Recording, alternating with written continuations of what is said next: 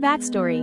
I was doing a study abroad in Madagascar, and for my final project I got to study the island's shamans, called Ombiasa, pronounced Umbiasa.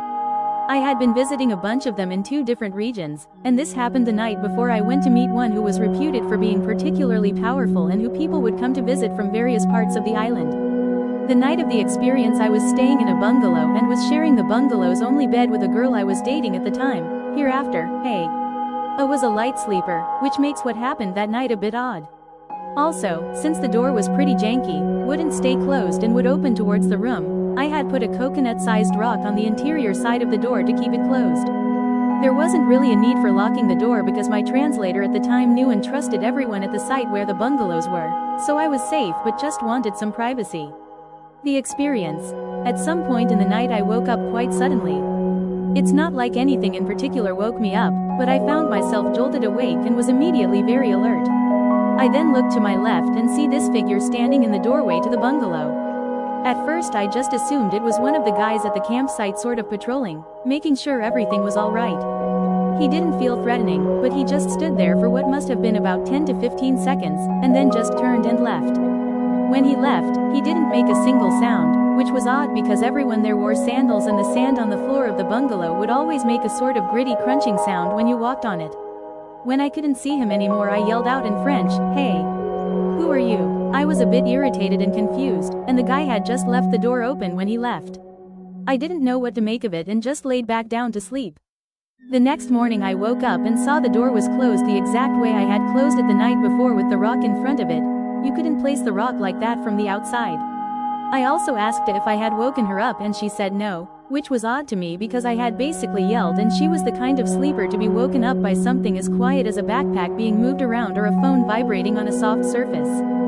So part of me figured what had happened wasn't exactly real, but I was certain it wasn't a dream either, because I pay a lot of attention to my dreams and have also experienced a fair amount of lucid dreams and neither compare to that experience.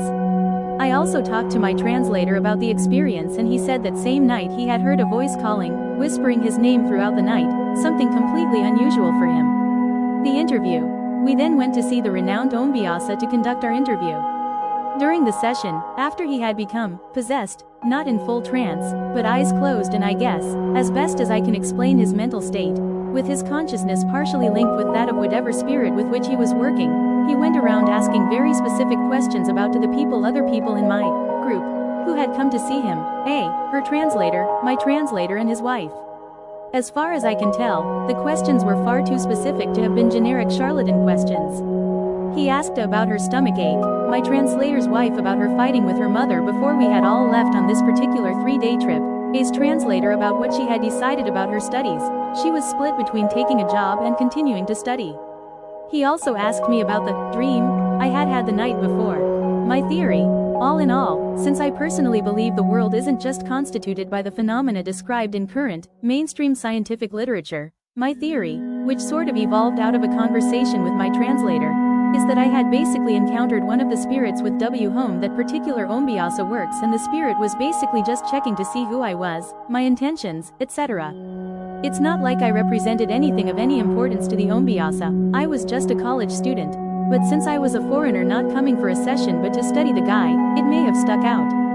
As far as I can tell, it was neither an encounter in a dream nor a waking life, physical encounter, but one that occurred on what I guess I would call another plane. Nothing like it has ever happened since.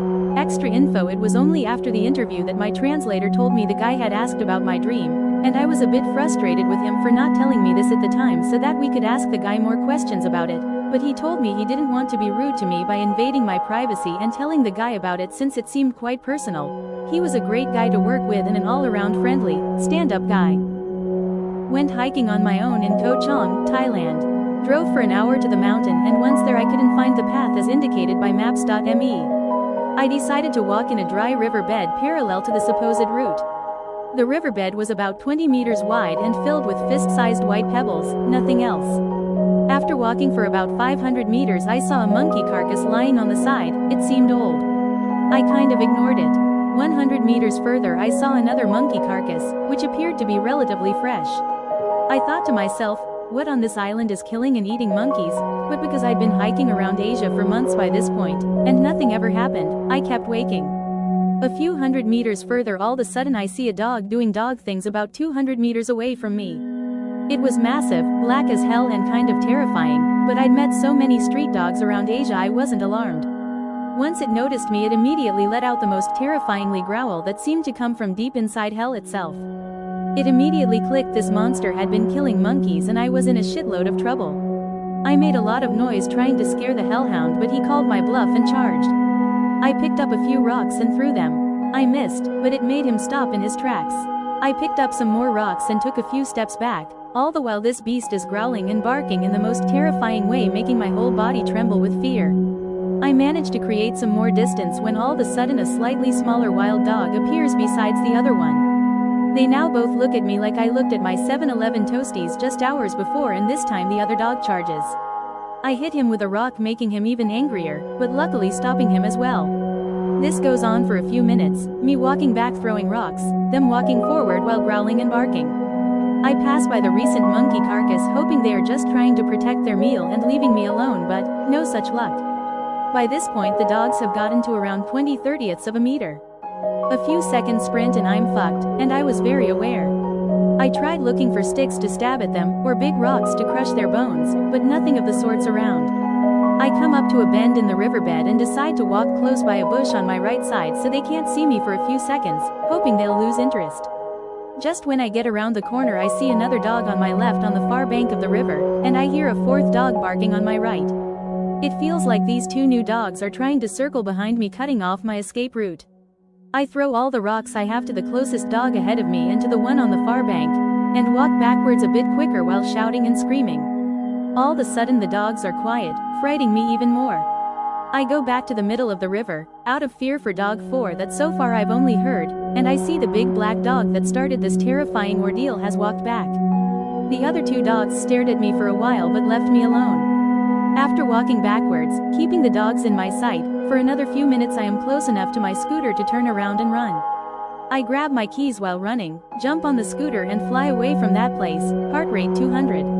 I have honestly never been that scared in my life, and I can't imagine ever being more scared.